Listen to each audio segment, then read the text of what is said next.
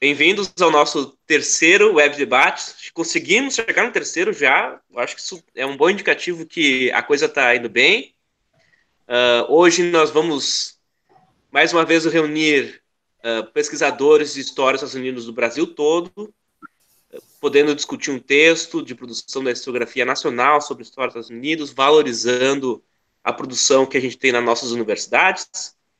E hoje vamos ter, então, a Bárbara Mitchell, a recém-doutora, que defendeu a sua tese semana passada na UFRJ. O doutorado dela foi um doutorado de sanduíche feito também em Harvard. E é uma pessoa, filha da UFRJ, né? Fez o seu mestrado, sua graduação no Rio de Janeiro. Também deu aula como professor substituta. E sem me demorar mais, então, eu passo a palavra para a Bárbara para fazer sua apresentação. Obrigada, Gustavo. Obrigada, gente. Primeiro, boa tarde. Então, queria agradecer estar aqui com vocês hoje, com tantos rostos que admiro tanto. Obrigada por terem lido também o meu texto. Como o Gustavo falou, eu defendi semana passada, e esse texto é um pedaço do capítulo 2 da minha tese de doutorado. Então, eu peço desculpas se ficou, talvez, alguma indicação ou alguma frase que remontava algum outro momento da minha tese, porque não deu para ter tudo, né? Então, podia ter ficado alguma confusão. Mas a ideia desse capítulo, né, é um capítulo que tenta demonstrar um pouco a criação do Office of Economic Opportunity, que é a agência que vai administrar a guerra à pobreza nos Estados Unidos. Então, o que a minha tese fala, na verdade, é um pouco sobre a discussão das ideias de pobreza nesse momento. Então, durante o governo Lyndon Johnson, entre 1964 e 1968, e eu tento entender como, né, essas percepções sobre pobreza, esse entendimento sobre pobreza, vão influenciar e vão ter um papel fundamental na criação de um projeto de combate à pobreza nos Estados Unidos nos anos 60, que é a Guerra à Pobreza. Esse texto que eu passei é um texto que, na verdade, ele tenta deixar um pouco claro que essa iniciativa de combate à pobreza ela não começou no governo Lyndon Johnson.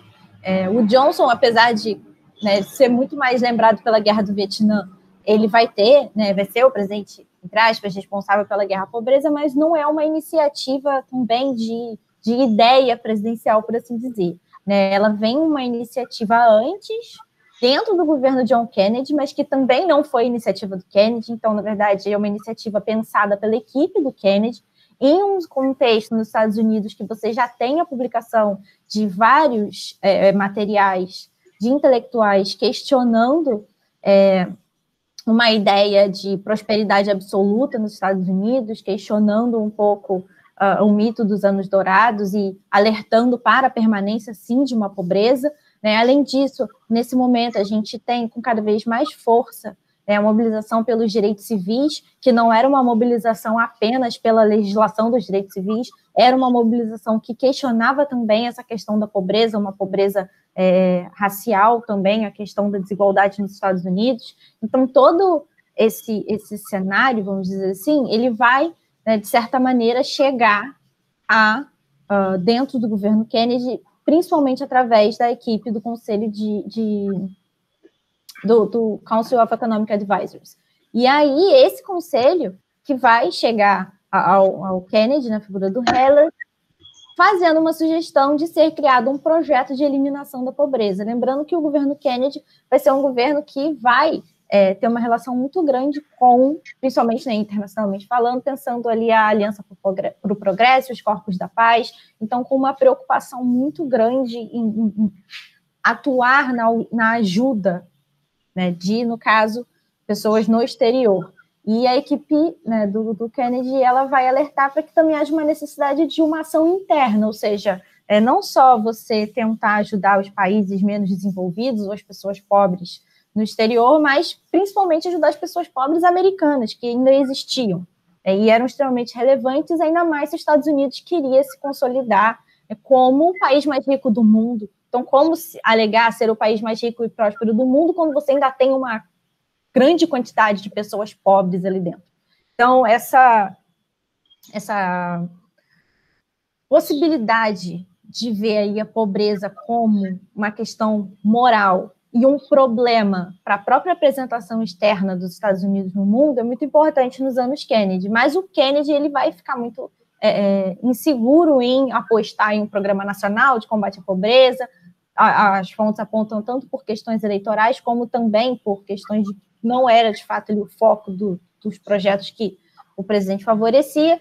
Então, você tem a equipe do Kennedy muito interessada em fazer esse projeto anti-pobreza, mas sem muito apoio, sem muitas possibilidades. E uma das principais influências que essa equipe do Kennedy vai ter para a criação do programa anti-pobreza, ou de uma possibilidade de um programa anti-pobreza, são os programas de combate à delinquência, também no governo Kennedy, que começam a pensar o problema da delinquência como uma consequência social e não um problema inerente àquelas comunidades.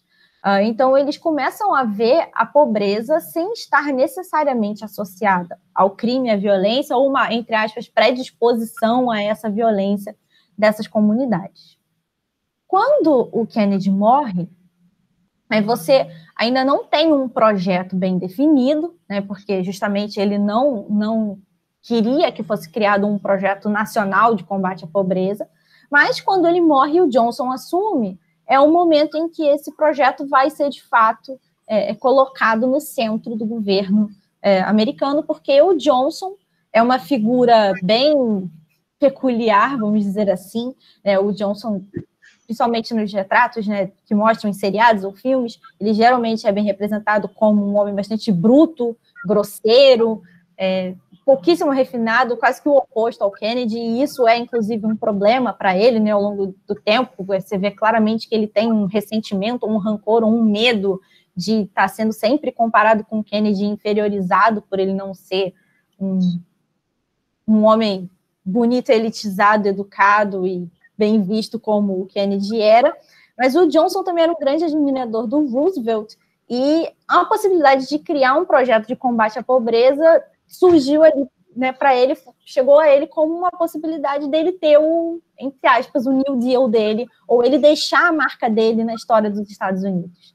Então, isso é muito claro, a todo momento, isso no começo, a guerra à pobreza como uma possibilidade da marca do Johnson nos Estados Unidos, e uma marca do Johnson em reorganizar ou repensar o sistema, o funcionamento desse welfare americano, muito inspirado, por ele sempre estar enfatizando no New Deal e o governo Roosevelt. Mas esse projeto ele não é pensado pelo Johnson, evidentemente. Então, quem é que vai pensar esse projeto? A equipe do Kennedy, a antiga equipe do Kennedy, o mesmo Council of Economic Advisors, e alguns outros intelectuais e políticos convidados. Nesse capítulo, eu tentei demonstrar que existia uma dificuldade muito grande em conceituar a pobreza e, portanto, encontrar soluções para ela. E isso vai ser uma marca da guerra à pobreza até o final. Então, dependendo de como você entendia a pobreza, ou que pobreza eles estavam falando, eles vão sugerir soluções diferentes. E um outro problema muito claro era a questão da cultura da pobreza, que, de certa maneira, é um tema muito, muito recorrente entre a intelectualidade da década de 60. Não necessariamente era algo para ser conservador. Nos anos 60 fica muito claro que a cultura da pobreza, a ideia de uma cultura da pobreza circula entre intelectuais, sejam eles de esquerda ou mais conservadores, mas de formas diferentes. Então, a cultura da pobreza ela vira uma questão fundamental, porque ela passa a ser pensada principalmente de duas formas. Uma cultura da pobreza que é a culpa da pobreza, ou seja, aquela população ela se mantém em situação de pobreza por conta dos hábitos, do pensamento, do costume, da falta de ânimo, da falta de perspectivas, de buscar algo melhor, de desistir fácil. Ou então a cultura da pobreza é também uma das consequências da pobreza, e isso afetaria aquela população. Então, pensar que a pobreza gera vários problemas, entre eles problemas psicológicos, que aí seriam também esses problemas da cultura da pobreza. Então, enxergar a cultura da pobreza como causa ou consequência é uma questão fundamental nesses debates da construção da guerra à pobreza.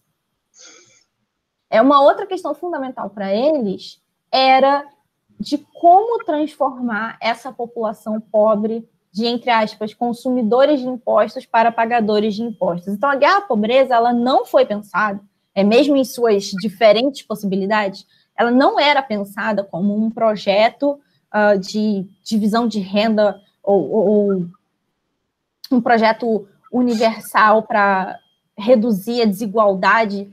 A questão não era bem essa. A questão era como garantir que a população pobre entrasse no mercado de trabalho, continuasse nesse mercado de trabalho e tivesse condições igualitárias às demais pessoas de classe média. Então, condições de ter acesso à educação, de morar em bairros melhores, mas isso sempre muito associado à qualificação dessa população e a mudança de hábitos, pensamentos e modos de vida dessa população pobre.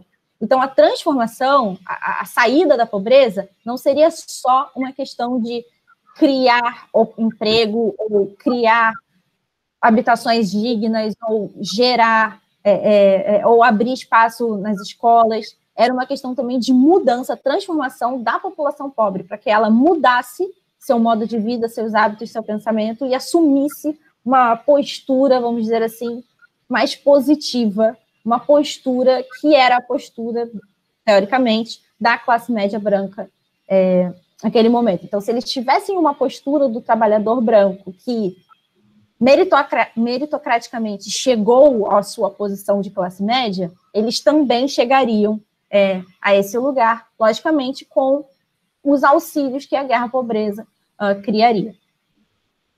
Nessa ideia, o projeto inicialmente ele seria muito focado na ação comunitária, que é uma das questões principais que eu trabalho na minha tese, porque a ação comunitária ela vai se fortalecendo, na verdade, com o combate à delinquência, que era justamente um meio para esses intelectuais de você garantir alguma atuação, algum protagonismo para a população pobre, para que ela, sim, lutasse por si mesma, ou seja, ela entendesse que não era somente uma questão de caridade ou do governo estar dando algo para ela. O governo abriria a oportunidade para que ela lutasse pela sua própria melhoria. Então, a ação comunitária ele tem esse aspecto, mas ela acaba gerando muitos conflitos dentro do governo. Porque, de um lado, vocês têm uma expectativa de usar essa ação comunitária como uma forma de realmente ativar politicamente essa população, mas, por outro lado, você tem uma grande parte do governo que pensa essa população ela não tem a capacidade de ser a liderança política de si mesma. Então, nós temos que ser a liderança da ação comunitária e eles vão estar participando de alguma maneira, a gente vai ensinar essa população como agir, como pensar. Então, há esse embate também bastante claro.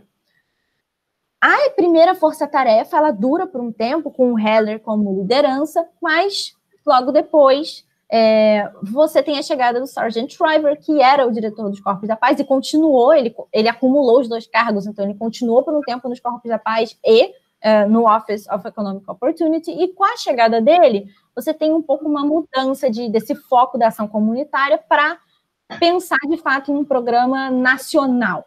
Então, o Johnson, quando chama o Shriver, ele deixa muito claro ali que a posição, e o Shriver concorda, evidentemente, junto com Gordon e outros membros do governo, de que a posição fundamental ali não era só fazer um estudo, uma tentativa, um embrião com tentativa e erro para ser alargado ao longo do governo Johnson. A ideia era, desde o começo, criar um super programa nacional com um grande investimento e que, desde o começo, pudesse fazer um grande impacto. Então, o Johnson não queria margem de tentativa ou de testes. O Johnson queria, de fato, que o programa fosse grande desde o começo, para já dar a marca dele no começo do governo. Ainda mais pensando que ele assumiu após a morte do Kennedy, né? E todo esse fantasma do Kennedy assombrando ele, por assim dizer. Quando o Shriver chega, então, vai mudando um pouco a cara do que seria a guerra à pobreza, e essa ênfase em pequenas ações se torna uma ênfase em uma grande ação, mas como fazer um projeto nacional de eliminação da pobreza nos Estados Unidos sem grandes testes ou sequer sem grandes debates, porque isso tudo foi criado em poucos meses. Né? Então, esses poucos meses, eles vão resolver que, idealmente, a guerra à pobreza seria uma teia de programas. Então, a ideia era tentar reduzir a burocracia e tentar reduzir a repetição de programas que já existiam, de bem-estar. Então, a ideia era aproveitar alguns programas que existiam e criar outros complementares, e que um complementasse o outro. Isso era uma das ideias que eles não conseguiram, mas essa era uma das primeiras ideias. A ênfase sempre dada na independência econômica do indivíduo, né? E a pobreza era entendida, de fato, como um problema cíclico. Então, cada problema que a pobreza gerava alimentava um outro, que alimentava um outro, e se tornava um ciclo sem fim. A pobreza cíclica é algo que aparece de modo geral na documentação. Quando eles vão pensar em quem administraria esse programa, você tem um outro problema, que são as disputas entre os departamentos, e isso aí é uma outra questão que eu também trato na tese, em que você tem uma disputa muito grande, porque é muito dinheiro, muita responsabilidade, muitos programas novos a serem administrados. Então, quem administraria isso tudo? O Departamento de Saúde, Educação e Welfare tentou administrar, vamos dizer assim, tomar conta da guerra à pobreza, mas foram rapidamente parados pela força-tarefa. O próprio John Galbraith deu uma interferida falando com o Johnson, alegando que era necessário manter afastada a burocracia se ele queria se manter dentro de um legado liberal como os Corpos da Paz e como o New Deal. Então, estava muito claro essa divisão, essa rixa, essa briga entre a equipe que foi pensar a guerra à pobreza e a equipe que já estava consolidada nos departamentos. Também existia um problema muito grande da questão dos estados. Esse programa seria nacional, então, obviamente, ele impactaria em políticas de segregação e em políticas de exclusão racial. Então, o Office of Economic Opportunity foi pensado de uma maneira para que ele tentasse bloquear a ação desse poder local, e isso também vai gerar novos conflitos.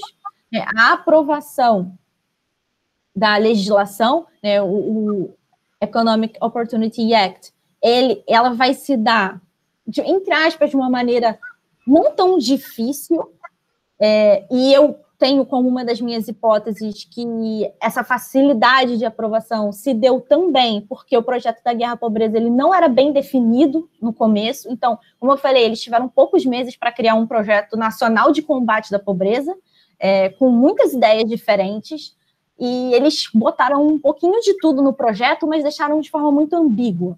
Então, quando começou o projeto da guerra à pobreza, ninguém sabia exatamente como tudo se daria, como tudo seria desenvolvido. E eu acredito que isso foi uma estratégia, no sentido de que, para a gente não ter problema no Congresso, vamos deixar tudo o mais ambíguo e amplo possível, e com o tempo a gente vai administrando e dando o nosso teor. Só que, de fato, o que foi acontecendo foi pressão de ambos os lados. Então, essa ambiguidade vai gerar expectativas altíssimas entre movimentos sociais, entre a população negra, entre a população pobre, entre lideranças comunitárias, ao mesmo tempo em que vai gerar uma pressão muito forte dessas elites regionais, dos republicanos e de parte mais conservadora dos democratas. Então, essa abertura, essas possibilidades que a guerra à pobreza criou, elas vão ser um problema para a própria guerra à pobreza no futuro, em que o governo acaba sendo cobrado de todos os lados. Né? Finalmente, só para eu terminar, eu não me cronometrei, não sei há quanto tempo eu estou falando, mas eu não quero me alongar. Só para fechar, uma questão fundamental da aprovação, né, do Economic Opportunity Act foi justamente a criação do Office of Economic Opportunity, com muitos poderes dados à figura do diretor, nas mãos do Sargent Shriver. Então, desde o começo, isso criou e ampliou a briga entre o Office e os demais departamentos, que, com o passar do tempo, vão fazer de tudo para desgastar a imagem do Office perante, né, o governo Johnson e dificultar a vida do Office. Então, ao longo da Guerra à Pobreza, são constantes os pedidos de tirar programas do Office e passar para outros departamentos, principalmente o Departamento de Saúde e Welfare e o Departamento do Trabalho, que desde o começo são os departamentos que queriam controlar a Guerra à Pobreza. Então, eles vão tentar controlar os programas ao longo dos anos. E a discussão final desse capítulo, que é uma discussão que passa toda a minha tese, é justamente pensar qual seria o caráter final dessa guerra à pobreza. Então, qual seria a perspectiva que a guerra à pobreza queria se apresentar, né? E o texto que eu cito é o The War on Poverty, a Civilian Perspective, que foi um texto escrito antes da aprovação da guerra à pobreza, e ele circulou entre o Office. Então, na documentação do Office, esse texto estava circulado entre os membros, então eles leram, e era uma discussão muito clara de que se a guerra à pobreza ela ia ser mais focada na participação civil, então ela vai incorporar a crítica do dissenso, ela vai abrir para a participação popular naquela lógica de ativação política e mesmo representatividade dessas pessoas, ou ela assumiria uma perspectiva, entre aspas, mais militarizada, que eles chamam que seria uma perspectiva hierárquica, ou seja, os membros do Office se colocariam separados dos membros da população, das comunidades, e eles ditariam as regras, eles ditariam as normas, e eles, entre aspas, ensinariam essa população pobre como ela deveria sair da pobreza e como ela deveria administrar sua própria comunidade. Então, esses embates de uma perspectiva mais militarizada ou mais civil, por assim dizer, eles vão marcar bastante o funcionamento desse projeto. Eu acho que é isso, eu estou aberta aí para o debate, perguntas, comentários. Antes de eu puxar, então, as inscrições, só vou passar um recado para a pessoa hipotética que pode estar vendo essa gravação no YouTube. O que a gente vai comentar e debater agora é o segundo capítulo da tese da Bárbara, que assim que tiver disponível o link da sua publicação, a gente vai deixar nas nossas redes e também aqui na descrição nesse vídeo no YouTube. Agora já temos inscritos 2 pessoas. João Paulo, está com você. Boa tarde a todos. Boa tarde, Bárbara. Parabéns pela tese, pela defesa. Seu tema é bastante interessante, tem algumas interlocuções com a minha pesquisa. Fiquei particularmente interessado em 2 momentos do seu texto em que você fala que a população pobre, particularmente a população pobre negra, foi vista pela força-tarefa como apática, passiva.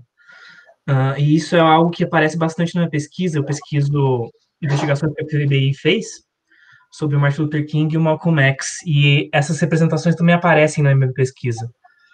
Até 1963, 1964, a população negra é representada como passiva perante esses líderes negros influentes, como Malcolm X e Martin Luther King, e ali a partir de 64, mais ou menos, essas populações negras começam a ser vistas como um foco revolucionário, como se essa influência desses líderes tivesse sido bem sucedida.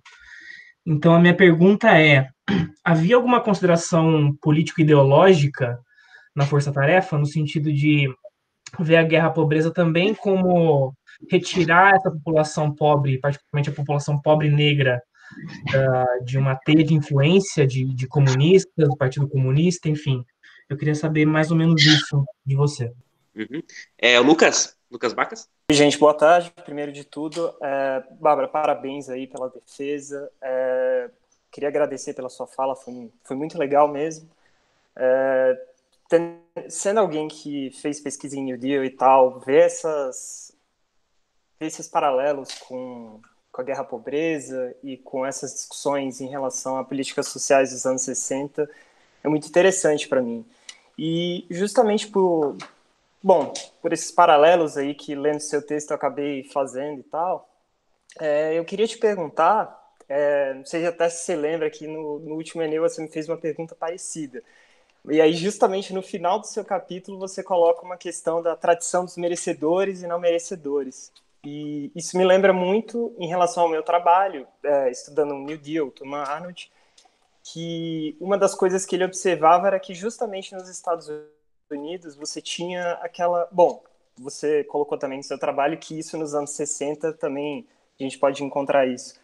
Mas você tinha a ideia de que você não pode simplesmente dar um dinheiro para essa pessoa que está em crise, enfim, essas pessoas que passavam por crise, que estavam sem condições de vida decente.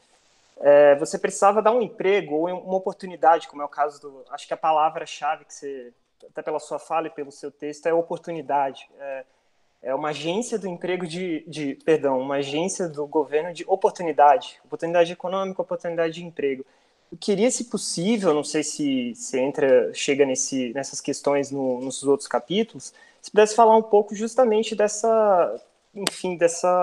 quanto que dentro de todo esse empreendimento aí do Johnson, que iniciou com o Kennedy, se existia essa questão, se isso ainda estava sendo bastante discutido, quem pode ser o merecedor e como que esse dinheiro vai chegar a essa população mais necessitada, justamente porque, bom, tem que ser por emprego, e você está preparando eles para mercado de trabalho, você não está supondo uma distribuição de renda, como você mesma falou agora na sua fala inicial. Então, se você pudesse falar mais nessa questão e tal, devolvendo a pergunta que você me fez praticamente no Eneu aí, e acho que é isso. Muito obrigado, Bárbara, e parabéns de novo.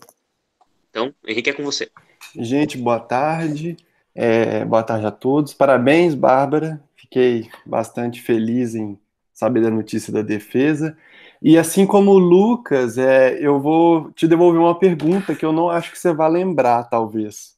Mas tem muito tempo, acho que no Eneu de São Paulo, eu estava começando a minha pesquisa sobre Stokely Carmichael e o movimento pelos direitos civis Black Power, e você me perguntou na época qual que era a visão, né, do Stokely Carmichael, e no caso de outros ativistas negros, acerca até do programa de guerra à pobreza, do governo Lyndon Johnson, né, qual que era a imagem que eles construíam acerca desse, que era o seu objeto de estudo também naquele momento.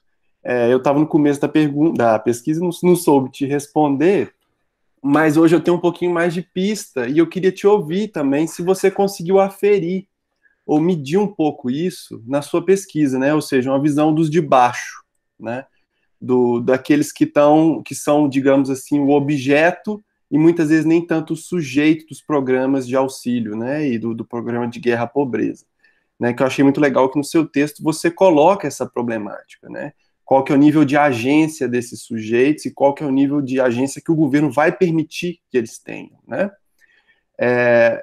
Em relação ao Stokely Carmichael, eu acho curioso só colocar que ele vê esses programas da mesma forma que ele vê os missionários indo para a África, sabe? Então, assim, é um processo para ele que é um processo de colonização do gueto, né? Então, que é interessante da gente observar como que, por mais que dentro às vezes, da cúpula governamental tenha ali uma discussão e até algumas perspectivas que eu achei bastante progressistas ali dentro, a princípio, né? Elas ainda estão descoladas de uma visão bem comunitária e mais até radical de movimentos sociais e movimentos negros, né, da época. Então eu queria saber se você tem essa visão de um pouquinho dos de baixo, você conseguiu medir isso na documentação e na sua pesquisa. Obrigado. Obrigada, gente, primeiro pelas perguntas. Vou em ordem, então. João, você falou sobre o retrato da população negra como passiva. Isso é mantido, sim. Essa coisa da cultura da pobreza, ela vê essa passividade, inclusive, como parte dessa cultura da pobreza. Então, você ser passivo politicamente faz parte da cultura da pobreza que você está inserido. E aí ela pode ser ou causa ou consequência, né, dependendo de quem está falando sobre o assunto. Mas sobre o que você falou, né, de se a guerra à pobreza seria uma forma de retirar essa população de uma teia de influência de agitadores, então, na verdade, isso é uma tese bastante debatida sobre qual a funcionalidade da guerra à pobreza. A Fox Piven com o Richard Cloward, eles têm um livro que fala bastante sobre isso. né, justamente pensar esses projetos de welfare como uma forma de apaziguar os ânimos das populações em momentos de grande conflito, como os anos 60. Eu não acho que a guerra à pobreza é somente isso, respondendo. Eu acho que ela considera, assim, fundamental de você demandas sociais.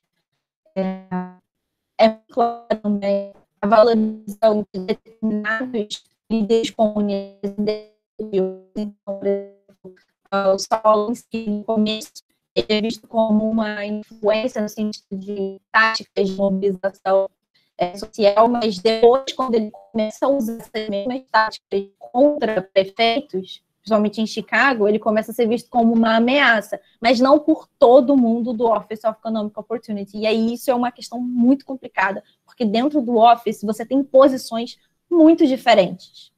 E isso, obviamente, vai gerando esses confrontos que não acabam, porque, por exemplo, enquanto você tem organizações dentro do programa de ação comunitária, você tem lideranças comunitárias ensinando, vamos dizer assim, a fazer piquetes, lideranças comunitárias usando a verba da guerra à pobreza para fazer mobilizações de oposição, inclusive ao próprio governo, mas aí no âmbito local, parte do Office vai ver isso positivamente. Então, parte do Office vai ver isso como parte do jogo, de fato. A gente está dando essa verba, a ação comunitária existe para essa comunidade se organizar. Então, se eles estão em oposição ao governo estadual ou local por algum motivo, ok, legítimo. Enquanto outra parte vai dizer, bom, eles estão indo longe demais, isso está indo para além do que a gente tinha planejado.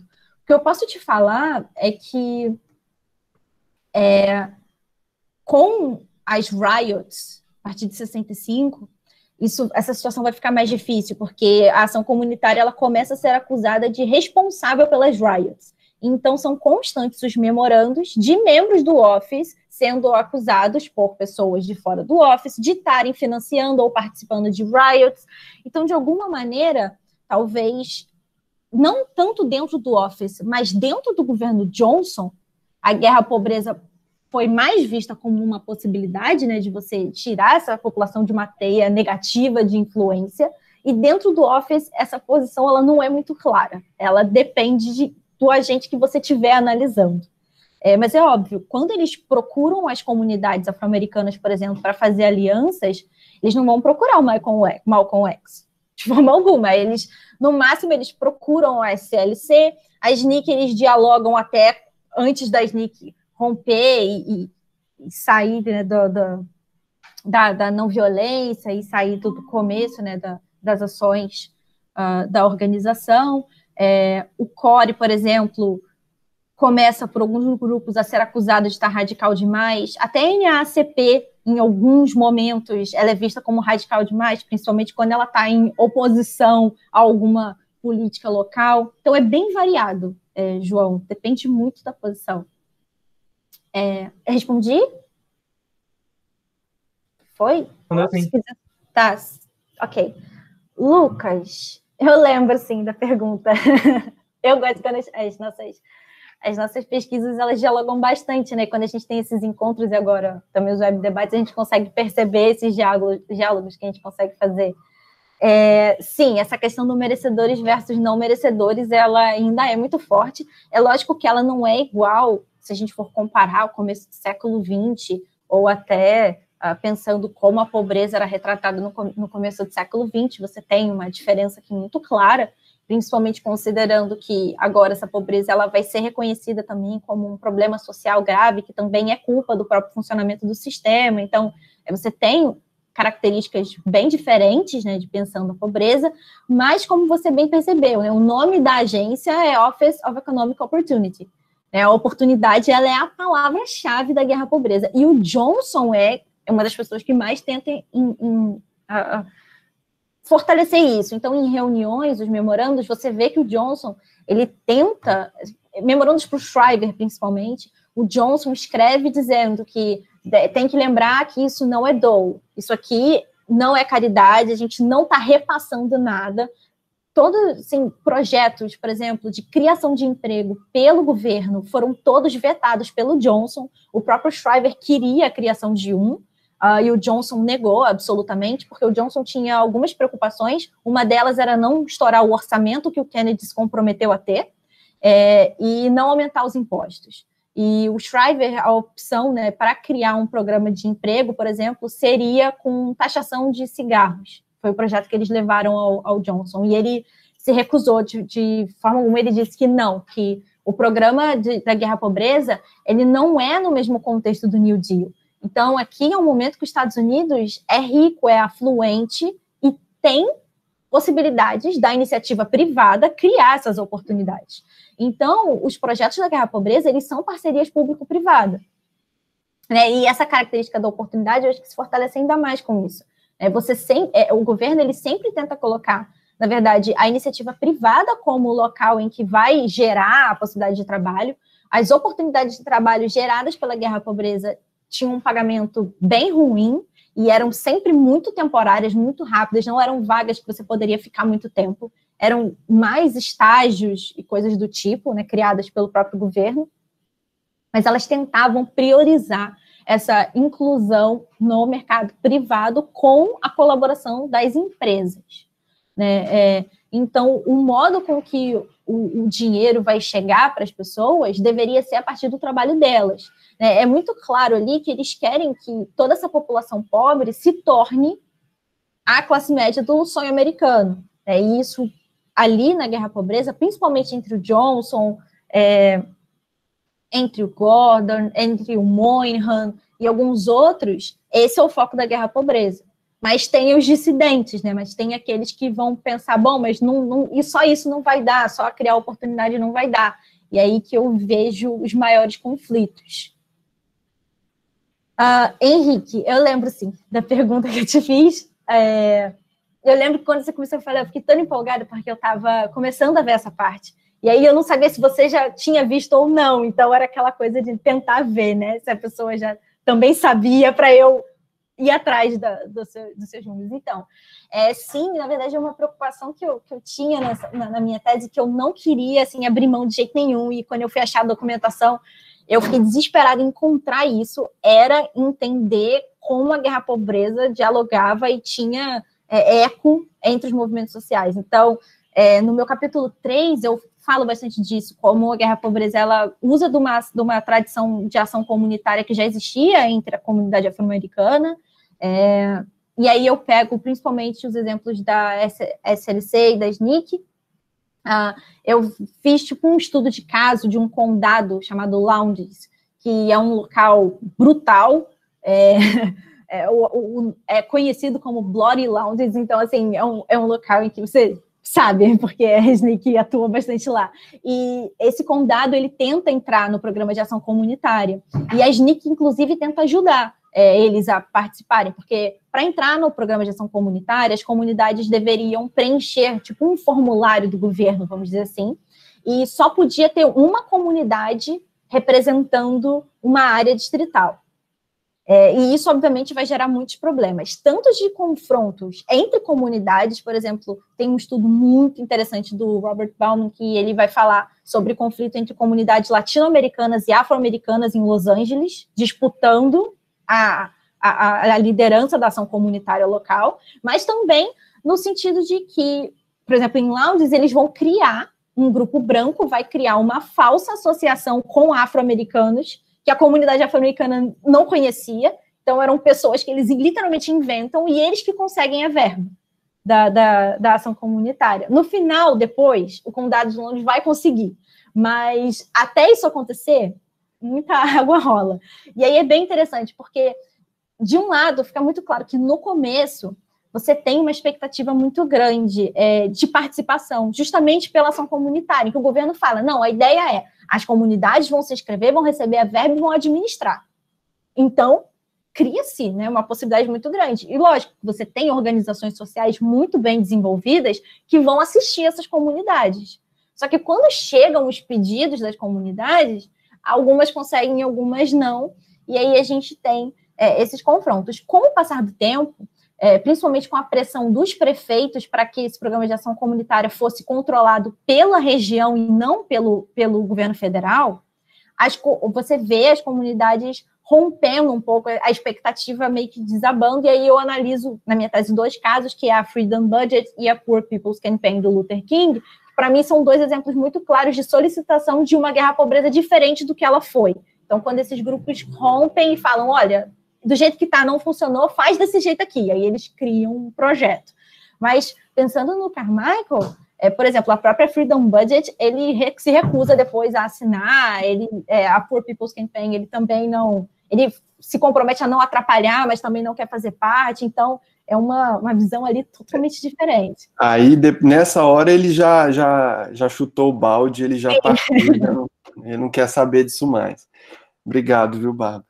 Nada, obrigada a você. Bárbara, primeiro te cumprimentar, né? Parabéns por um texto tão interessante, parabéns pela conclusão do seu doutorado. Eu só li esse capítulo, né? E estou muito curioso pelo resto da tese, peço que você publique logo para a gente ter acesso ao teu texto todo, né? Mas já fiquei impressionado com a forma como você trata essa documentação que você nos apresenta. Também me chamou muito a atenção a construção da sua narrativa histórica, muito interessante, muito bem feita, que é algo que eu venho tentando aí também melhorar e tentando me dedicar nos últimos tempos à ideia da narrativa, e está muito interessante a forma como você nos conta tudo o que você sabe. Eu queria só te perguntar sobre uma documentação que você aponta no início do seu texto, né, que me interessou bastante, que é aquela documentação sobre a questão dos jovens, quando você fala lá do ato de 1961, né, que é o ato de prevenção e controle da delinquência juvenil, também pela criação do Comitê Presidencial sobre Delinquência Juvenil e Crime. E, enfim, como nesse início, né, dá a impressão que o germen desse programa todo, ele tem como base a ideia de combater a delinquência juvenil e, sobretudo, das gangues, né? Ligado a essa ideia das gangues juvenis urbanas. E aí me chama a atenção porque, justamente, essa é uma temática muito presente também na cinematografia hollywoodiana, né? Que sempre então, essa gangue urbana, essa juventude urbana pobre, que tem que ser salva, que tem que ser, como você falou muito bem, que tem que ser moldada aí nos valores da classe média, branca, americana, né?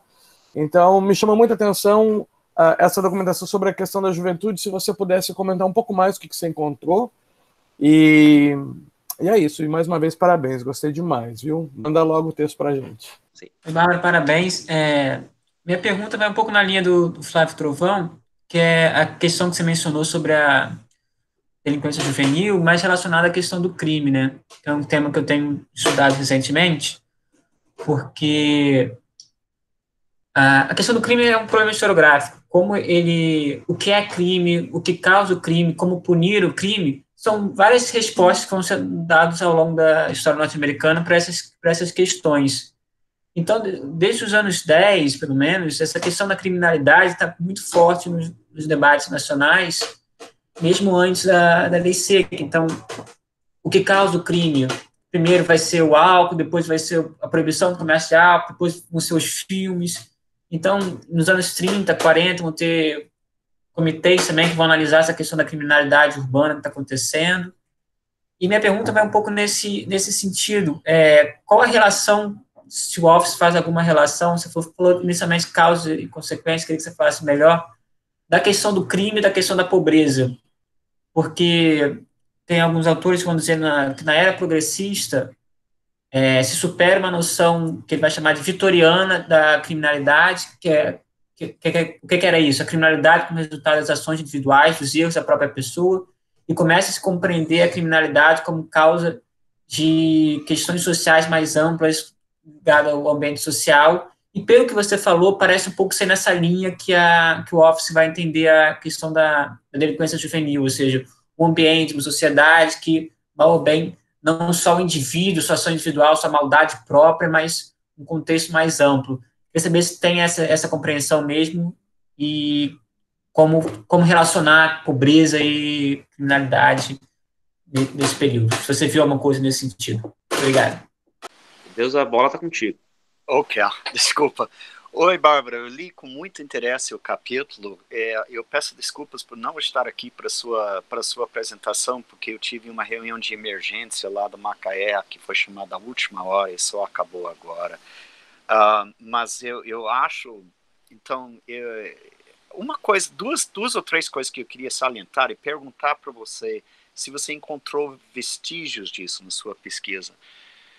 Porque meu doutorado eu estudei a geração antes, a década de justamente o Indian New Deal, como o New Deal foi aplicado especificamente aos povos indígenas nos Estados Unidos, ou seja, era um New Deal racializado, que não aconteceu muito com os povos negros na época. Podemos debater isso ou não, mas geralmente o consenso é que os negros foram colocados de fora um pouco do New Deal, teve que lutar muito para serem incluídos, enquanto desde o início você teve toda uma vamos dizer, uma burocracia através do Office of Indian Affairs que marketou as suas reformas atacando as questões nas terras indígenas como o Indian New Deal.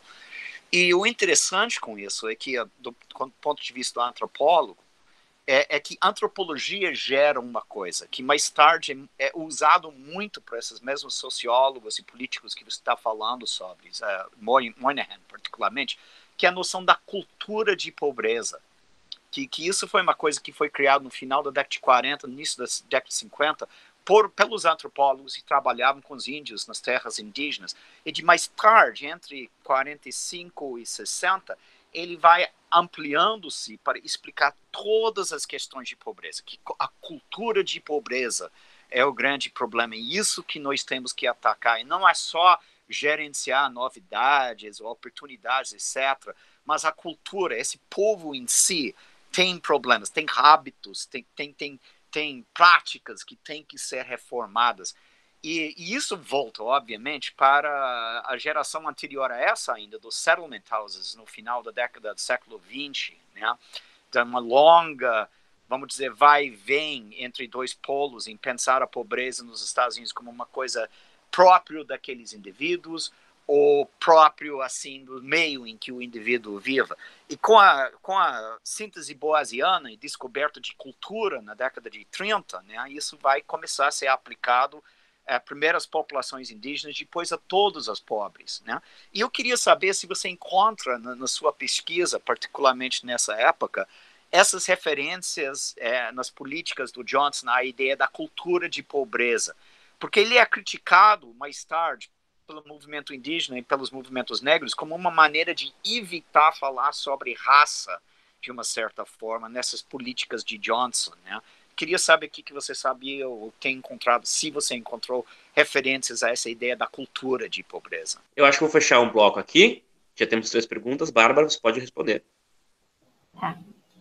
Obrigada, gente, de novo, pelos comentários e pelas perguntas. Flávio Trovão, essa documentação sobre juventude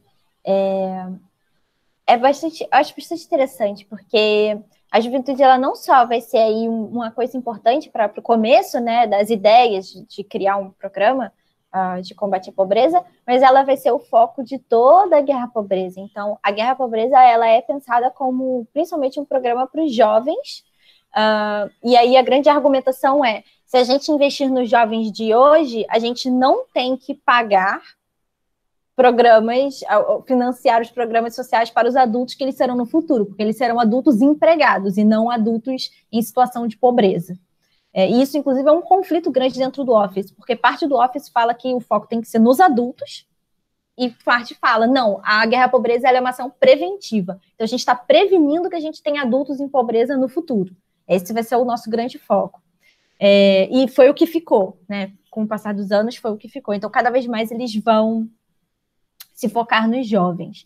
Inicialmente, e aí talvez eu puxe um pouco o que o Thiago comentou e perguntou, mas depois eu falo mais especificamente, eles estão muito preocupados nesse comecinho da guerra à pobreza com a teoria da oportunidade, em deixar claro que para eles não vão conseguir combater a delinquência juvenil, os problemas das gangues, a partir da violência, a partir da força policial. Esse não vai ser o foco. O foco é, de alguma maneira, incluir essas pessoas e levá-las, entre aspas, ao bom caminho. Então, aí entraria a ação comunitária, aí entraria a ação local e bem cirúrgica nesses núcleos, nesses guetos, para evitar de que as gangues consigam seduzir essa juventude em situação de pobreza, em situação de desespero. Então, no começo, você tem muito essa postura de entender que esses jovens eles são seduzidos ao mau caminho porque eles não têm oportunidades.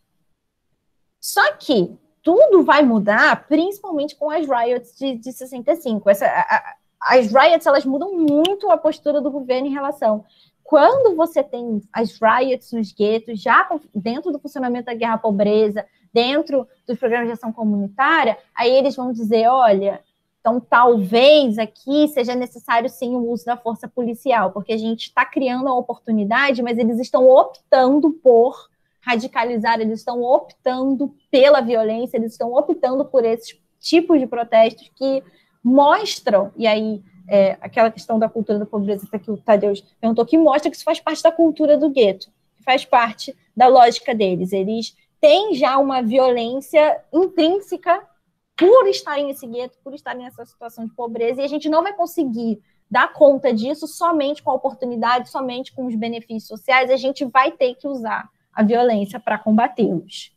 E aí, inclusive, no futuro, mais para o final da guerra à pobreza, inclusive a substituição dos programas de ação comunitária, que são tirados de lideranças comunitárias para serem colocados policiais na agência e na gerência dos programas dos guetos. Tiago, a questão do crime. Sim, totalmente. A questão do crime vai, no começo, ser muito relacionado, como eu falei, eles estão aí pensando a teoria da oportunidade, então, como você falou, esse questionamento de ver o crime só como algo individual, ou algo inato ao indivíduo, ou a maldade dele, ou alguma coisa do tipo, isso, no começo da guerra à pobreza, isso realmente não é o foco deles. A guerra à pobreza, ela parte do que você falou, de pensar a criminalidade como uma consequência dos problemas sociais, uma consequência da pobreza, e que aí, se a pobreza for solucionada, você já não vai ter mais essa criminalidade, você já não vai ter mais esse problema. Então, a pobreza tem que ser solucionada não só para tirar o indivíduo de pobreza, mas também por outros problemas, inclusive o crime. E, Tadeusz, sim, na verdade, uma boa parte da minha tese é dedicada à questão da cultura da pobreza, porque a cultura da pobreza ela aparece em quase todos os textos, tanto dos intelectuais que eu estudo, que estão escrevendo sobre pobreza na época, quanto os programas da guerra à pobreza, quando não fazem menção direta, é indireta, em que você percebe que são narrativas e análises que bebem da ideia de cultura da pobreza para entender o problema da pobreza. A grande questão que eu vejo na minha tese, Tadeusz, é que a cultura da pobreza ela pode ser ou causa ou consequência da pobreza. E aí que você vê uma divisão muito clara. Por exemplo, o Michael Harrington, ele usa a cultura da pobreza no livro dele, The Other America, o tempo inteiro. Culture of Poverty and Cycle of Poverty, ele usa como sinônimos, inclusive. E o Harrington era socialista, era uma pessoa que tinha uma preocupação estrutural com a pobreza, do racismo, e ainda assim a cultura da pobreza é muito importante para ele, só que para ele não é uma causa, para ele é uma consequência. Enquanto para Moynihan, por exemplo, é uma causa. Então, pode falar. Não. Desculpa. Eu só tô fazendo call and response, chamada em resposta. Sim. Então, assim, essa coisa da cultura da pobreza é muito importante, porque apesar de que eu não te diria, a guerra à pobreza é totalmente baseada na cultura da pobreza, tem uma visão cultural da pobreza, eu não diria isso, mas eu posso te dizer que a cultura da pobreza é um dos elementos de influência para se pensar a pobreza naquele momento. Então, por consequência, ela também é um dos elementos de influência fundamental para solucionar a pobreza. Porque se você entende a pobreza por um viés cultural ou também cultural, e aí esse é o meu grande ponto na tese, não é só a cultura da pobreza, tem várias outras visões, mas ela também está lá. Então, por ela também estar lá, as soluções para o problema da pobreza, ela também passa pelo problema da cultura da pobreza. Né? Então, isso é muito presente. Posso falar 2 ou 3 coisas assim sobre isso? Eu estou muito interessado nisso, porque, pelo que eu vejo, você não caiu muito nas origens da teoria da cultura de pobreza. E é uma coisa que eu estudei, mas eu não fui atrás. Então, se vocês tiverem interesse em algum momento de escrever um artigo em conjunto, sabe, a gente pode pegar essa, porque eu tenho os nomes de quem começou com a ideia da cultura de pobreza, eram quase todos antropólogos. Um deles, muito importante, que eu não sei se você leu o livro dele, é o William Foote White, que escreveu Sociedade da Esquina, Street Corner Society, que é considerado um clássico em antropologia. É aqui onde a antropologia entra na história. Isso é considerado um dos nossos clássicos. Assim, é o texto absoluto, vamos dizer, o texto fundamental e fundador para a antropologia urbana.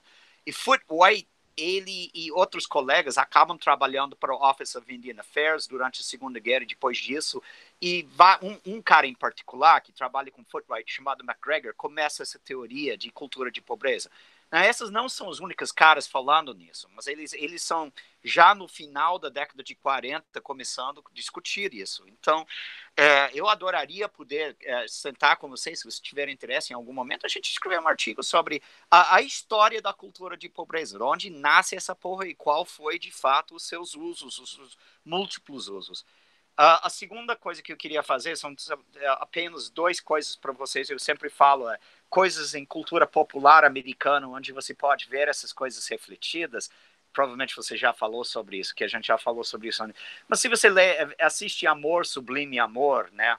Aquela música de Sgt. Krupke, você vê todo esse debate lá sobre o que faz a juventude ser delinquente e a falta de resposta que tem, né? Em como os jovens até percebe que a sociedade não tem resposta para isso. A outra coisa aí, só completando, como essa questão voltou para as reservas indígenas na década de 60, tem uma piada lacota que era, se eles trazem essa tal da guerra de pobreza para essa reserva, vai ser uma briga dos feios mesmo, viu? Em inglês faz mais sentido. If they bring the word on poverty to this reservation, they'll know they've been in a fight.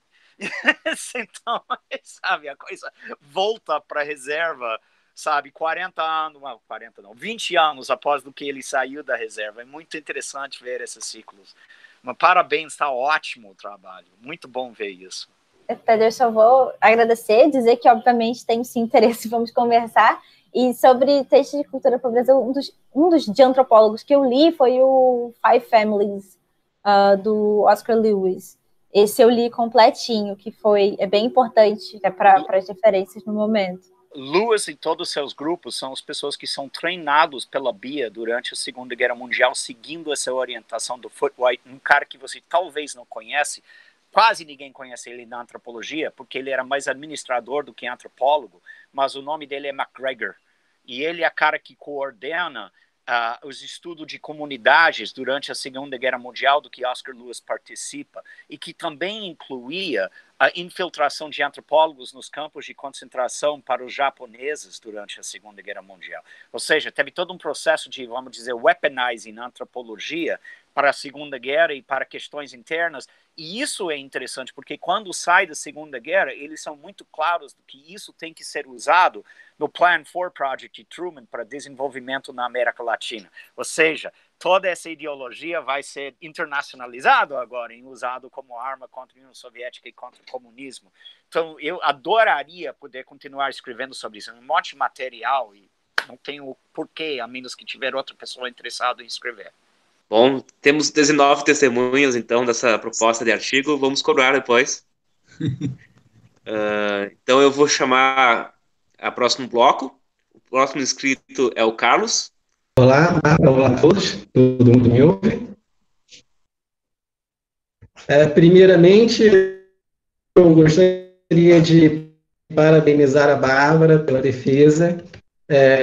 e dizer, né, que a gente começou lá atrás, no mesmo laboratório na graduação, e acabamos tendo coisas próximas, sem ter sido nada muito combinado. Então, parabéns aí pela trajetória. O Tadeusz acabou adiantando muito o que eu iria perguntar para a Bárbara. Mesmo assim, eu vou aproveitar a oportunidade, vou fazer pergunta para a Bárbara, e se o Tadeusz quiser colaborar com a resposta, será maravilhoso. O que eu ia inicialmente perguntar para a Bárbara era se ela é dado essa origem da questão da cultura da pobreza mesmo, por um lado. E, por outro lado, se isso é abandonado com o final do programa da Guerra à Pobreza, como fica essa perspectiva de explicação da questão da pobreza pós o programa Guerra à Pobreza. E eu ia perguntar para a Bárbara se, por acaso, ela já assistiu um filme chamado De Fogo, Medium Cool, dirigido pelo Haskell Wexler, de 69, que trata muito dessa questão da pobreza, dos Apalaches, e dessa tentativa de resolução desse problema. É um filme meio ficção, meio documentário, que inclusive dava parte do filme durante as manifestações de 68, então dialoga bastante com o nosso tema do encontro anterior, com o Pedro, e eu acho que a Bárbara iria gostar, porque é muito dentro do tema da dela. E eu queria perguntar também para a Bárbara qual era a relação da cultura da pobreza com a delinquência, porque a gente sabe que o governo federal ele já estava tratando da delinquência já nos anos 50. Se ali como é que eles faziam essa relação entre a cultura da pobreza e a delinquência, como isso vem para o governo já nos anos 60, né? Obrigado, Bárbara. Parabéns mais uma vez. Flávio Limonsic. Oi, pessoal. Boa tarde a todos. Eu queria pedir desculpas de estar entrando assim, mas eu estou tendo hoje muitos problemas na minha conexão e só consegui entrar mais tarde e mesmo assim eu estou fechando aqui o microfone, estou fechando tudo para ver se melhora a minha conexão. Eu queria, em primeiro lugar, dizer que estou muito feliz em revê-los mais uma vez, parabenizar também mais uma vez também a Bárbara. Eu tive o prazer e o privilégio de fazer parte da banca, junto com o Roberto, com a Cecília, que estão aqui também. Eu acho que só nós que estamos aqui. E é um trabalho realmente excelente da Bárbara, uma coisa quase que enciclopédica sobre a grande sociedade. E eu estava acompanhando aí as conversas de vocês, as colocações de vocês, e repetidamente surge a questão, né, um pouco da relação da grande sociedade com o New Deal, e era sobre isso que eu queria fazer um comentário. Estava falando um pouquinho dessa relação do New Deal com a grande sociedade, em particular com a questão dos negros, né? E me ocorreu o seguinte: o New Deal realmente ele teve... boa parte dos programas do New Deal, eles eram administrados pelos governos locais. Então, muitos governos locais realmente incorporaram práticas segregacionistas, né? Segregadas na implementação desses programas. Agora, por outro lado, eu acho que tem uma coisa interessante do New Deal, e eu queria ouvir um pouco a Bárbara sobre isso em relação à grande sociedade, justamente, porque se o New Deal ele teve alguns problemas, vamos dizer assim, de levar a ajuda concretamente, né, aos negros, muito embora, é importante salientar, que mesmo assim o New Deal, que eu saiba, foi o primeiro momento em que houve políticas públicas para os negros, né, americanos, né, voltadas especificamente com todos os filtros, né, que ocorreram. Mas a minha questão era a seguinte: muito embora então o New Deal tivesse esse problema de levar concretamente a ajuda, né, aos negros nos Estados Unidos, ele teve um esforço, eu acho, né, consciente ou inconscientemente, né, sistemático ou não, mas eu acho que foi um momento importante, né, de incorporação dos negros, vamos dizer, à comunidade imaginada americana. Teve várias iniciativas importantes Por exemplo, eu vou até compartilhar com vocês aqui no chat um linkzinho da Marian Anderson, que era uma soprano negra que vivia na Europa, foi para os Estados Unidos. Ela ia fazer um recital, né, em Washington, na sala, né, da Daughters of American Revolution. A associação, né, muito conservadora, vetou a presença da Marian Anderson, e aí o Harold Ickes e a Frances Perkins, eles organizaram um recital para ela no Lincoln Memorial. Milhares de pessoas foram assistir. Foi uma iniciativa associada ao governo americano de abrir, né, aquele monumento a uma soprano negra. O Roosevelt também, ele criou lá o chamado Gabinete Negro, né? Ele tinha muitos conselheiros negros, os programas de ajuda ao teatro, aos escritores, incorporaram muitos artistas negros também. Então, assim, me parece que houve essa tentativa, né, de uma incorporação talvez mais simbólica dos negros americanos à imaginação nacional, né, durante o New Deal. A minha pergunta, Bárbara, como é que você pensa isso um pouquinho em relação ao Johnson, né? Porque, muito embora houvesse programas, né, que você discute, né, de combate à pobreza, mas tornando a pobreza uma questão...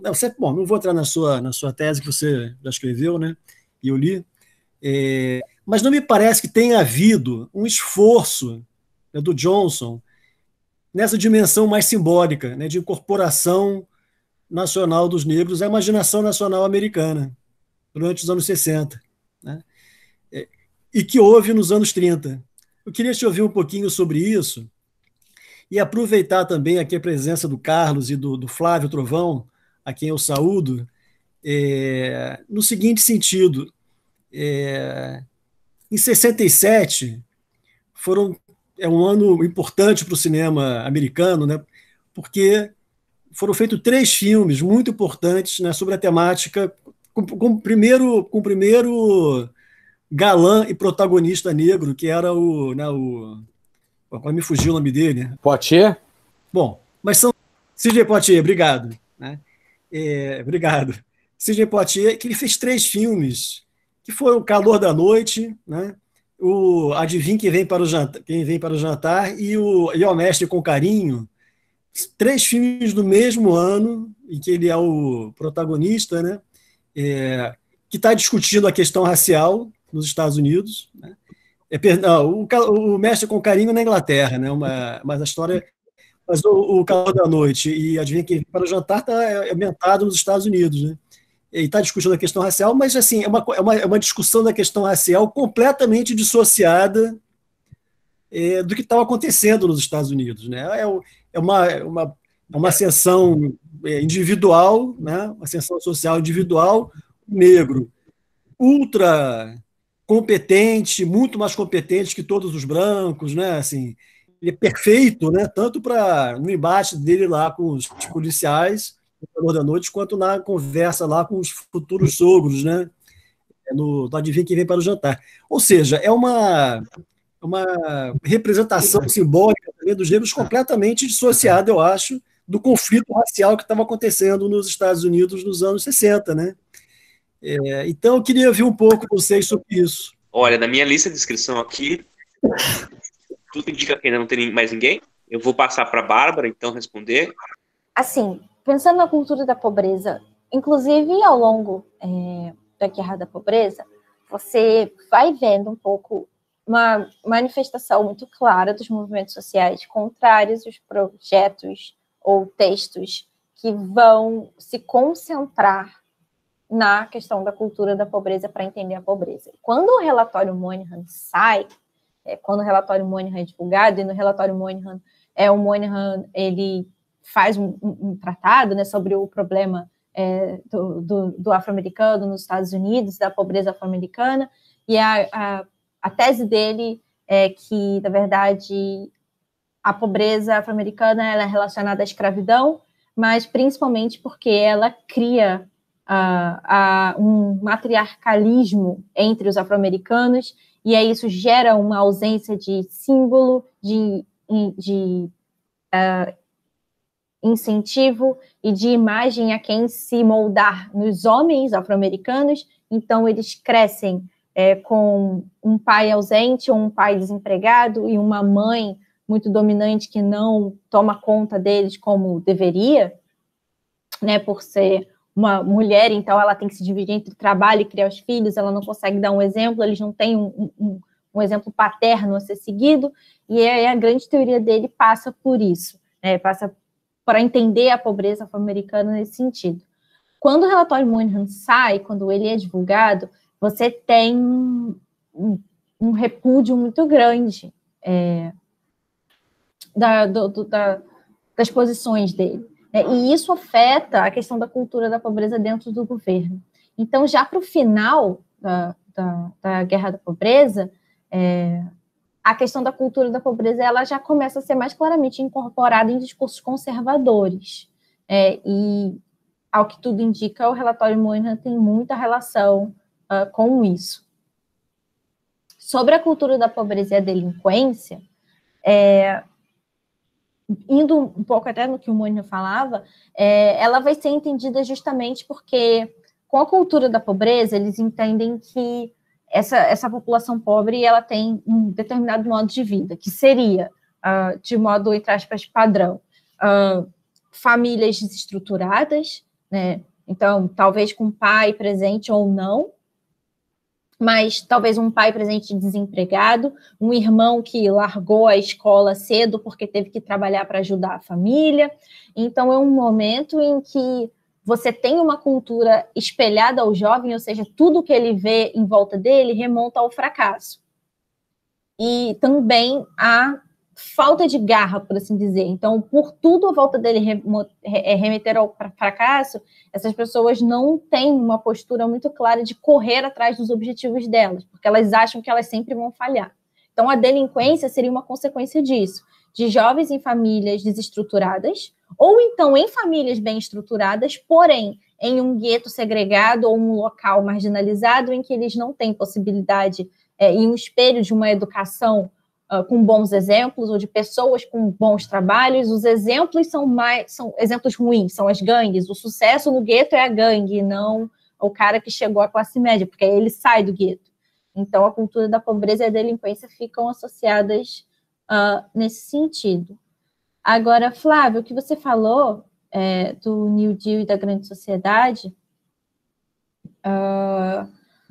e a questão simbólica, de fato, você não tem uma preocupação simbólica tão grande quanto você vê no New Deal, muito pelo contrário. Eu acho que, inclusive, é o oposto. No New Deal, como você falou, por conta da atuação local, você tem uma possibilidade de segregação e exclusão maior da população afro-americana nos projetos da grande sociedade. Quando a grande sociedade é lançada, quando a guerra à pobreza é lançada, o governo ele tenta ao máximo reforçar para a população que a maior parte da população pobre nos Estados Unidos é branca e não negra. Por quê? Porque quando a guerra à pobreza é lançada, você tem uma preocupação muito grande de mostrar para as classes médias e para a população branca que não é um projeto voltado para os afro-americanos. É um projeto voltado para todos.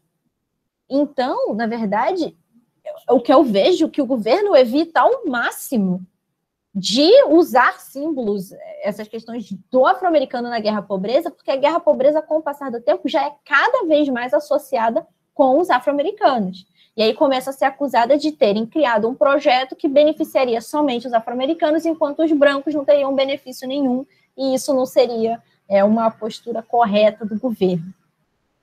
Então, eu acho que é o oposto, na verdade, do New Deal, porque você tem a maior possibilidade de ação, apesar do New Deal, como você falou, ter sido muito importante para a população afro-americana, de fato foi,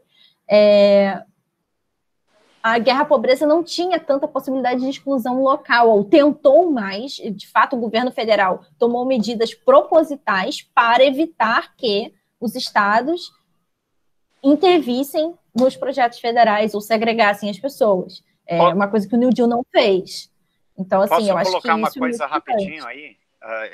Desculpa te Claro. cortar, Bárbara, mas é muito importante lembrar também que no New Deal a questão negra é uma questão principalmente sulina.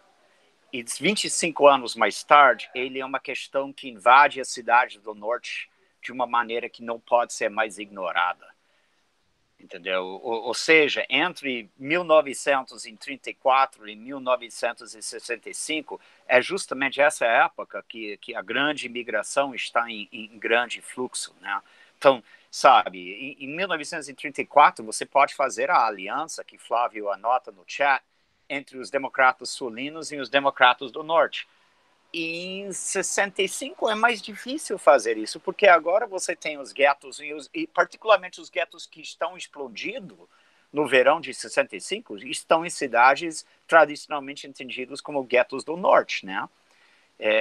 Sabe? Então, isso é uma grande mudança, vamos dizer, demográfica e política que acontece entre as duas épocas. Acho que é isso. Eu acho que a grande sociedade ela não tem uma preocupação de incorporação simbólica dos negros, e mesmo dentro do Office, tem certo momento em que o Johnson coloca uma preocupação de que eles precisavam ter algumas pessoas em posições importantes que afro-americanas. E aí é curiosíssimo, porque na documentação, muitas vezes ele não chama essas pessoas pelo nome. Ele fala o negro de cidade tal, tipo, o negro que toma conta da agência em cidade tal. Ele não bota nenhum nome da pessoa. Então, é bem diferente. Bom, eu estou vendo aqui a lista, pessoal. Pelo que eu enxerguei aqui, nós não temos mais inscritos para comentários. Então, vou deixar o microfone aberto. Só vou comentar. Isso tudo que vocês comentou sobre guerra e pobreza e sobre como a questão da cultura da pobreza, na verdade, ela é importante para a leitura do fenômeno. Isso me lembra duas coisas nos anos 90. Tanto o discurso dos Clinton em relação a... Qual que era o termo mesmo que eles usavam? Super predators. Obrigado, super predadores. Obrigado, Tadeu. Era esse termo mesmo que eles usavam. E também me lembra algumas discussões que eu vi em resposta aos conservadores, ou até paleoconservadores, tipo Pat Buchanan, que para não falar em raça, acho que já até mencionaram isso aqui, para não falar numa essencialização das pessoas pela raça, essencializam elas pela cultura. Então, isso que você estava mencionando, tentam justificar o fator da população negra ter menos entrada no mercado de trabalho, ter menos oportunidades, ter menos dignidade, como algo que vem da cultura, que é da essência do afro-americano, né? E atrelado à violência e à criminalidade, a ausência do pai presente, porque isso tudo vem nas discussões dos anos 90, né? Coisa que se manteve isso que você falou. Então, o fato de não ter uma figura autoritária, paterna, que coloca ordem na criança, então esse selvagem vem à tona, isso dos republicanos mais conservadores, paleoconservadores, até a ala Clinton do Partido Democrata. Então, realmente, muito interessante como essa leitura ela é forte na política norte-americana, na interpretação desses fenômenos de criminalidade, né? O Limonsic falou que queria fazer um comentário também, e Tadeusz está querendo comentar. Eu vou deixar para o Tadeusz e depois o Limonsic. Essa questão que você está tocando é interessante porque, como alguns de vocês sabem, uma das matérias que eu dou na UFRJ Macaé é sobre a história do racismo para biólogos.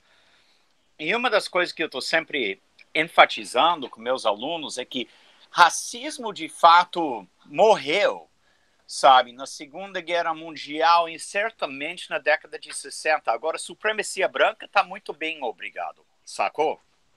E o que você está falando sobre essa questão da cultura, como é que a direita americana começa a mudar-se, é hiper importante. Eu acho que Tatiana Pog toca isso também, né? Hoje em dia é muito difícil você encontrar, de fato, até entre o povo da extrema-direita, pessoas que são supremacistas brancas e racistas, no sentido antigo da palavra, ou seja, eles acreditam na divisão biológica das raças e que as pessoas inatamente têm biologicamente, etc. E tal. Hoje, tudo é através da cultura, é a cultura. E a cultura, tem pessoas dentro da antropologia que discutem isso. Cultura envisionado de uma maneira essencialista, ou seja, ele quase toma o lugar da antiga teoria de raça. Ele não é biologicamente inapta, ele é culturalmente inapta, mas ele é culturalmente inapta desde o início, e nada que você vai poder fazer vai poder reformá-la. Então aí você tem essa teoria dos superpredadores e tudo isso, né? E isso é um motif, né? Um meme que recorre à história americana. Você fez isso de novo com os índios, sabe? Com a ideia de se os índios são capazes de serem reformados ou se são selvagens, taxados de extinção, e se o mecanismo atrás disso é a cultura deles ou se é a biologia deles. E, originalmente é a biologia, aí muda-se para a cultura, mas aí imediatamente troca-se, porque embora que você aceita a ideia de que os índios são apenas culturalmente inferiores, cultura é reconstituída de uma maneira tão essencialista que basicamente você está falando de sangue, porque cultura não é uma coisa que você aprende, é uma coisa que você tem, você absorve através da leite materna quase, né? E eu acho que a palavra americana que é utilizada para exemplificar muito essa noção de cultura é a palavra heritage, e não é a herança, não é à toa que o grupo que nasce nessa época, pós-65, que vai liderar a reação conservadora do governo Reagan, e depois é chamado-se da Heritage Foundation, né? E se você vai para tais lugares hoje, como National American Archives Association, você entra e eles têm no parede uma placa, stored here are the documents of our national heritage. Ninguém fala em cultura mais, até em história, é tudo herança. Herança é uma coisa essencialista que você pega. Então, falamos da herança da escravidão e a herança das gerações de homens negros sem pais, etc. e tal. Então, eu só queria salientar essa interessante, vamos dizer, vai e vem entre as explicações essencialistas e não essencialistas dessa suposta supremacia branca, e também como que você pode retrabalhar a teoria de cultura para ser tão essencialista quanto uma teoria racista. Só para voltar à questão rapidamente da incorporação simbólica, né, dos negros a essa imaginação nacional americana, já que a gente está vivendo essa semana assim tão tensa, né, nos Estados Unidos, eu acho que assim, na grande sociedade, se a gente alargar muito rapidamente, né, a ideia da grande sociedade para incorporar os ganhos legislativos nos direitos civis e nos direitos políticos, né? Quer dizer, desse ponto de vista da consolidação jurídica dos direitos, né, essa década ela foi bem sucedida, né, em grande parte. E, no entanto, os negros não foram incorporados à imaginação, quer dizer, não houve um investimento do governo, né, na incorporação simbólica dos negros, na incorporação dos negros à imaginação nacional americana. E eu acho que, no meu modo de ver, aí está um nó, né, da questão racial nos Estados Unidos, porque, muito embora a dimensão da cidadania seja diferente, né, seja de natureza distinta da questão nacional, da imaginação nacional, elas convergem no sentido de que aqueles que são vistos como sujeitos de direitos são aqueles que estão incorporados à imaginação nacional. E não estando incorporados à imaginação nacional, os negros não são vistos como sujeitos de direitos, né? Então, eu acho que o nó desses anos 60 é um pouco esse, né? Incorporação jurídica e política, mas o não investimento na incorporação à imaginação nacional, né? Era só essa observação. Eu vou passar para o Flávio Trovão, que mencionou aqui, gostaria de responder o Limon Sick, quem sabe é uma boa oportunidade. Limon Sick, você traz o Sidney Poitier aí, né, nesse contexto, e acho que é interessante a gente pensar ele em 67. Eu acho o Adivinha Quem Vem para o Jantar incrível, né?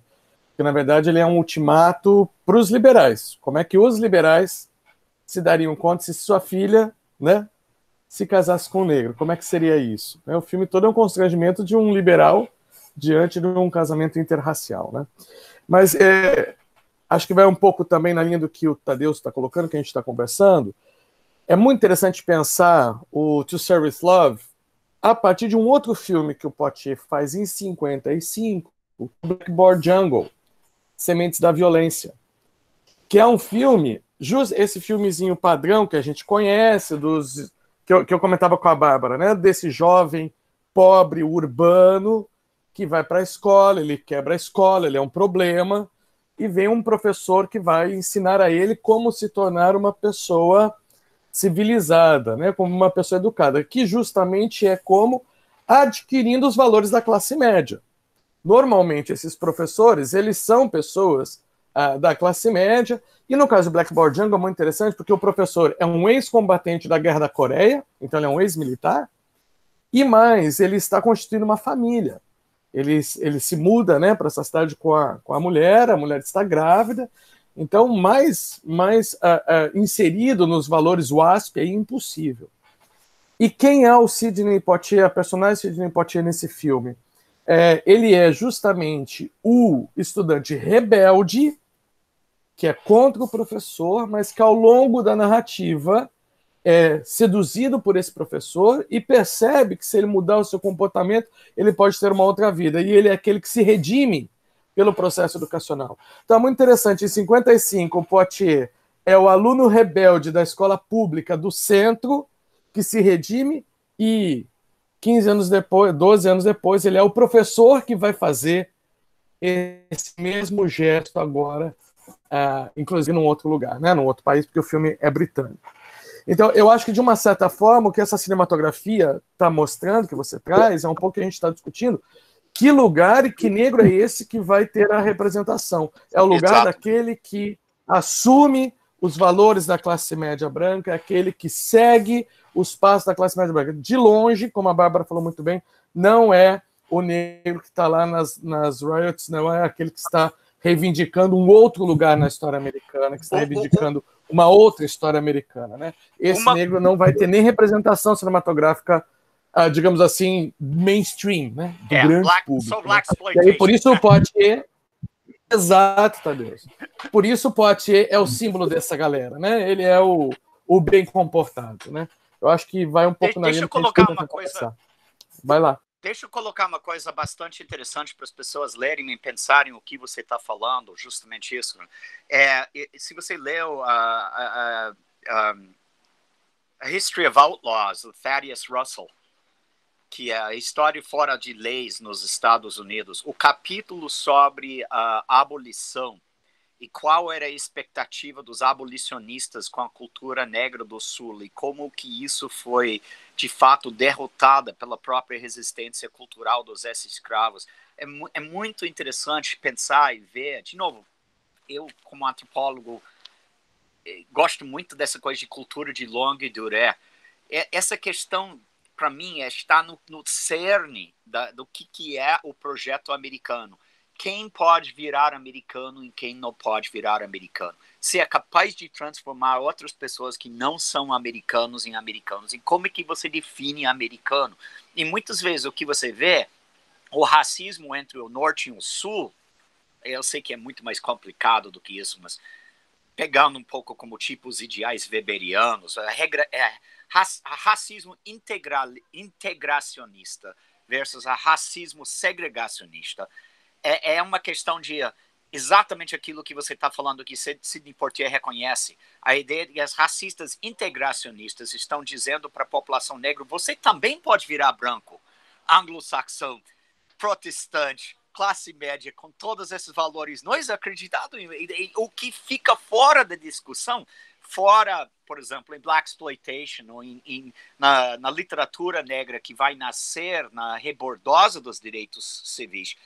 Se negro quer isso, se latino quer isso, se índio quer isso, se isso faz parte do projeto dele se transformar em WASPs, né? E é WASP, lembra-se, não é qualquer branco, é White Anglo-Saxon Protestant New England, ou seja, lixo branco também está fora disso.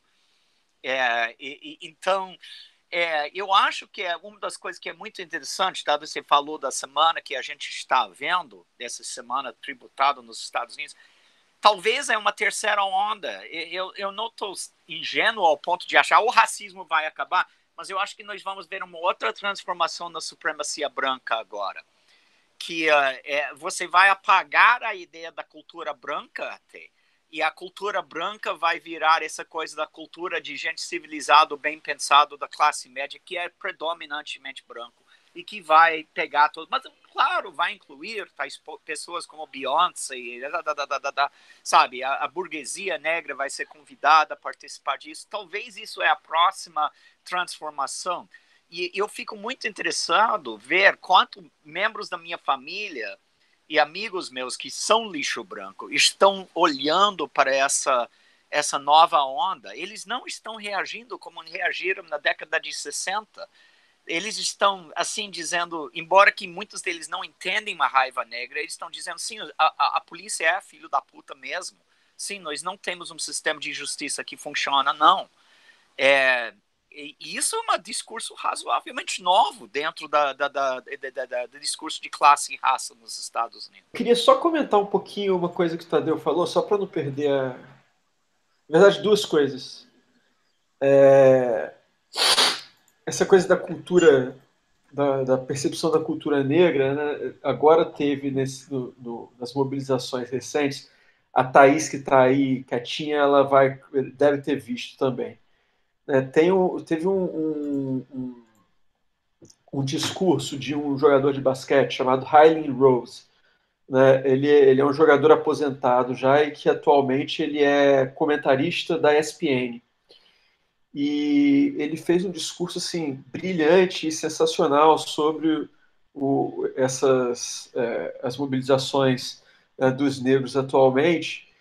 E ele fala num dado momento uma coisa que é bastante significativa do que o Tadeu está falando. Ele fala assim, porque, na verdade, mesmo uma grande parcela dos brancos que se importam, eles não se importam com os negros. Eles se importam com a cultura negra. Eles gostam de ver os negros jogando basquete, eles valorizam a cultura negra na música, mas não se importam com as vidas negras. É muito tocante o discurso dele, assim, é muito, muito, muito, muito radical até, e muito bem articulado, um cara que, enfim. E a segunda coisa, e aí talvez o Tadeu pode me responder depois, é se não há uma relação dessa nova preocupação do lixo branco, dessa preocupação do lixo branco com essas questões atualmente, né, que é um fenômeno novo, mas se esse fenômeno novo não tem a ver com o empobrecimento generalizado desse lixo branco, mais do que antes ainda. Né? Porque nos anos 60, nos anos 50 e 60, quando há as mobilizações por direitos civis, esse lixo branco é uma pobreza escondida, né, como Michael Harrington vai dizer, mas é uma pobreza escondida que está dentro dos padrões de consumo da sociedade americana. Tem uma passagem do Michael Harrington muito boa, inclusive, quando ele fala que essa pobreza do lixo branco ela some, né, ela desaparece porque eles usam tênis bons e vivem em boas casas, muitas vezes. Mas nem isso sobrou ultimamente. Quer dizer, esse lixo branco entrou numa decadência tão grande que nem aquela pobreza do Michael Harrington, que era uma pobreza escondida, ela subsiste. Se a gente pensar, por exemplo, nos imóveis, nas casas, esse lixo branco, depois da crise de 2008, literalmente perdeu as casas. Né? Nem isso mais como nos anos 60 tinham. Então, quer dizer, se de alguma maneira esse impacto econômico tem feito... e aí a pergunta é mais para o Tadeu do que para a Bárbara, tá? Mas se o impacto das crises recentes, né, sobre esse lixo branco tem feito o lixo branco refletir sobre as questões que os negros sofrem há muito tempo. Bom, eu acho que sim e não, cara. Eu acho que, por um lado, você tem razão. Pelo outro lado, o lixo branco sempre foi miserável. Eu não concordo tanto com o Harrington naquela questão, porque ele não está falando de Virgínia Ocidental, ele não está falando das áreas rurais que sempre eram pobres mesmo, né? Lugares como Bloody Loudon e coisas assim. E pelo outro lado da moeda, sabe, essa queda na riqueza do branco é muito relativa. É relativa ao ponto alto da riqueza de certas épocas, mas ele não é fora dos padrões americanos, se você olha. Eu acho que tem um outro fator que é subestimado, E esse é o fator de que quando eles fizeram todas essas leis, que são leis de contra a cultura e não contra a raça, que a intensificação da guerra contra as drogas, a intensificação etc e tal, isso pegou muito lixo branco também. E embora que, obviamente, pegou muito mais negro do que lixo branco, sabe? E eles destruíram, talvez sem pensar, um dos raízes do sistema de exclusão racial dos Estados Unidos, que é o lixo branco tem que ter um pouquinho melhor do que o negro, e isso tem que ser reconhecido. Embora que, estatisticamente, sim, menos lixo branco é morto por 100 mil população, né, por policiais nos Estados Unidos, 2 ou 3 vezes mais brancos são mortos do que negros para a polícia nos Estados Unidos. Então, esse privilégio que o lixo branco tem é muito relativo. E eles percebem isso. Eu acho que os brancos liberais não percebem. Eu cansei de ver pessoas que, por exemplo, são jovens latinos, negros ou brancos que foram para Harvard, Yale, Stanford, etc. e tal, falando sobre como temos que educar brancos sobre privilégio. E eu estou dizendo, peraí, você tem uma família que é a classe média A, bancou educação, e você vai para, tipo, West Virginia falar para um lixo branco cujo pai é mineiro, desempregado, que ele tem privilégio? Sim, tudo, comparado com o negro na mesma situação ele tem privilégio. Mas comparado com você, ele não tem. E aí que tá, né? Eu acho que para muita gente isso aconteceu em vários momentos na história americana e eles sempre eram um sinal de perigo para a elite americana. A coisa mais, vamos dizer, famoso disso foi aquela revolta no século XVI. Ai, meu Deus, qual é o nome? Em Virgínia, na colônia de Virgínia, onde você tem os servos endenturados se unindo com os escravos negros, e eles, de fato, tomaram Williamsburg, tomaram a capital da colônia, lincharam o governo e tudo isso. Bacon's Revolt, a revolta de Bacon. E foi logo após o Bacon's Revolt que, para a primeira vez, adota-se leis nas colônias inglesas distinguindo entre brancos, servos endenturados e negros escravos, mesmo que as condições eram muito semelhantes. E você vê a mesma coisa no populismo, no final do século XIX. Inicialmente, você tem uma grande aliança entre brancos e negros, mas aí, particularmente no Sul, tem um enorme investimento na ideia de a supremacia branca, etc. e tal. Minha pergunta agora é se eles têm como investir na renovação de supremacia branca abertamente, quando eles têm, de fato, uma elite negro agora, que não só é simbolicamente parte dos Estados Unidos, mas é parte dos Estados Unidos, ponto final, acabou. Houve um presidente negro. Você tem um elite negro. Esse povo não vai voltar à senzala. Então, talvez o que eles vão fazer agora, isso tipo... Eu sei que parece paranoico quando falo eles, mas eu estou falando tais pessoas como Pat Buchanan, esses caras que de fato sentam e pensam sobre essas coisas. Talvez o que vão fazer agora é aquilo que certos senadores da Confederação sempre queriam fazer na Guerra Civil, que era escravizar todo mundo que é pobre. Ou seja, teve uma certa linha de pensamento no Sul, pré-Guerra Civil, que escravidão era bom tanto para lixo branco quanto para os negros. E você deveria permitir negros talentosos sair da escravidão e você deve escravizar brancos não talentosos. Certa forma, é um sistema muito parecido com o que nós temos no Brasil, né? Então, talvez o que a gente está vendo com essa nova onda de revoltas é uma transformação do sistema racial americano num sistema muito mais parecido com o sistema brasileiro em certos aspectos. Bom, então a Cecília tem colocado bastante comentáriozinhos no chat ali, não quer falar no microfone? Não, eu acho que eu já falei demais lá na defesa da Bárbara. Eu queria ouvir mais vocês. Mas claro que eu posso de novo parabenizar a Bárbara e dizer que a coisa que mais me encanta no seu trabalho, eu acho que toda tese, né, cada tese, aliás, traz coisas do autor que são muito encantadoras, né? Então tem teses que são formidáveis pela discussão teórica, teses que são formidáveis no investimento na discussão metodológica, tem teses que têm uma narrativa extraordinária, tem uma escrita belíssima, tem teses que têm um investimento de pesquisa documental extraordinário, e é claro que a gente sempre deseja um equilíbrio, né? Ter todas essas coisas, né, de uma forma que agrade, né, e atenda, né, às exigências, né, de um trabalho na nossa disciplina.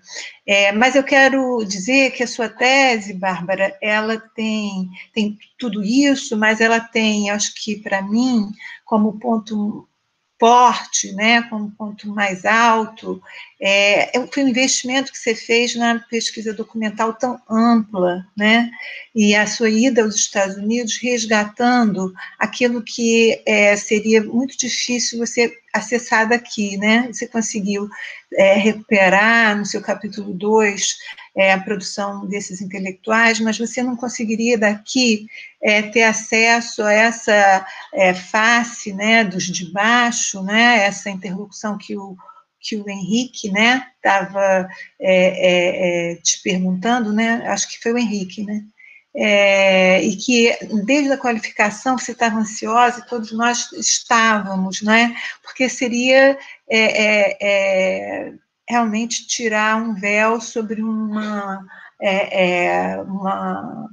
realidade, né, dessa guerra-pobreza que a gente queria muito, né, só saber qual foi a resposta, né, do movimento negro a essa, vamos dizer, tentativa de criar ali uma estratégia, né, de incorporação, pelo menos dentro do Partido Democrata, havia talvez uma aspiração nesse sentido.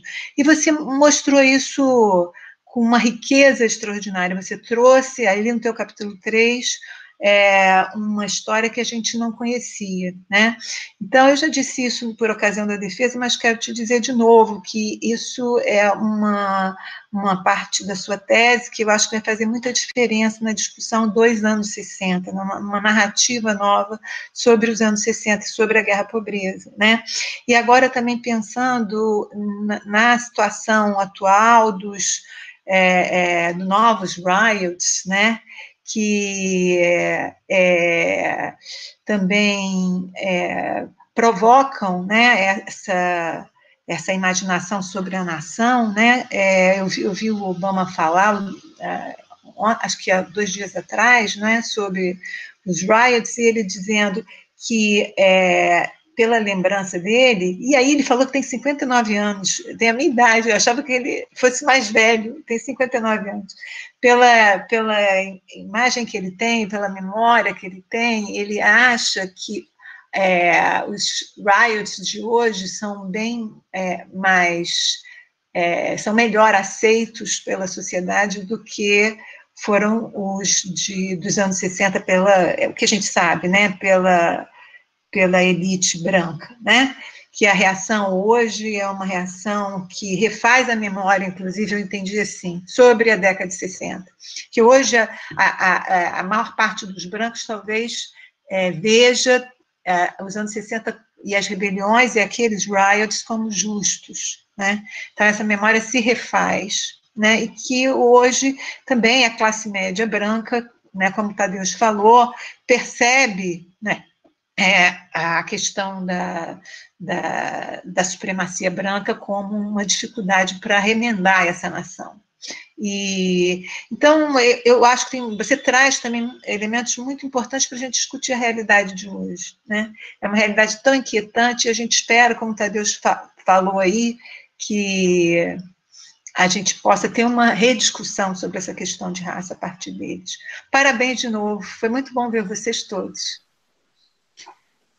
Eu vou aproveitar a fala da Cecília, então, para fazer um fechamento. Pode ser? Eu acho que é uma boa oportunidade para a gente perceber o caminho que a gente fez até agora. A proposta, lá no início dos Web Debates, era puxar no nosso trabalho da historiografia brasileira sobre os Estados Unidos assuntos que seriam atuais. Naquela época, a gente pensava no quê? Pensava em eleições e crise econômica, que era o que tinha na frente, né? E por acaso, ou não tanto por acaso, o assunto que está mais em voga também foi tratado aqui, a gente conseguiu discutir ele com esse paralelo histórico, né, da época dos anos 60. Então, acho que foi um bom caminho, uma ótima discussão. Queria agradecer a participação de todos. Vou encerrar a gravação agora, obrigado.